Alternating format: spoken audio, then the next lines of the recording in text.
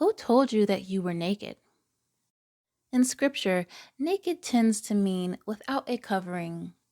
Shame, on the other hand, means to cover. It can also mean disgrace or bashfulness.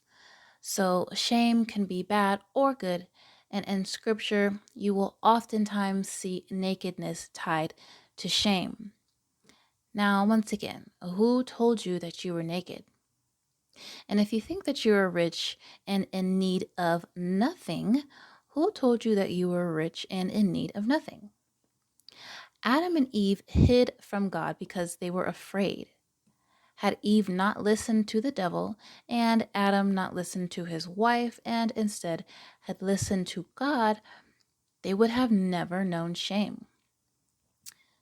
Ecclesiasticus 41 and 14 through 16 says, "Keep instruction and peace, but wisdom that is hid and a treasure that is not seen, what profit is in them both? Better is a man that hides his foolishness than a man that hides his wisdom. Therefore, be shamefaced according to my word. For it is not good to retain every kind of shame, neither is altogether approved in everything." Now, as I mentioned before, some shame is good. Being bashful or modest is good. It means you're cautious. You think before you speak. But there's another kind of shame that many spend their life running from, like Adam in the cool of the garden, hiding from God. Therefore, I ask again, who told you that you were naked? See, Genesis 2 and 25 says, Adam and Eve were naked and they felt no shame. Certainly, you were naked at one point and felt no shame. The shame comes from doing wrong, knowing it's wrong, and then walking around like you're rich and in need of nothing.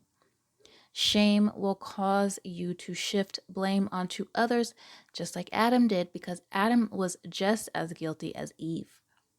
Shame will cause you to hide in the shadows and cover yourself. We ought to clothe ourselves in righteousness. To be clothed is to be ready.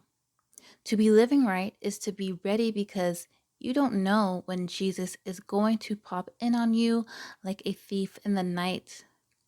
We can say that we are rich and in need of nothing, but everything is naked before God. So shame isn't all bad.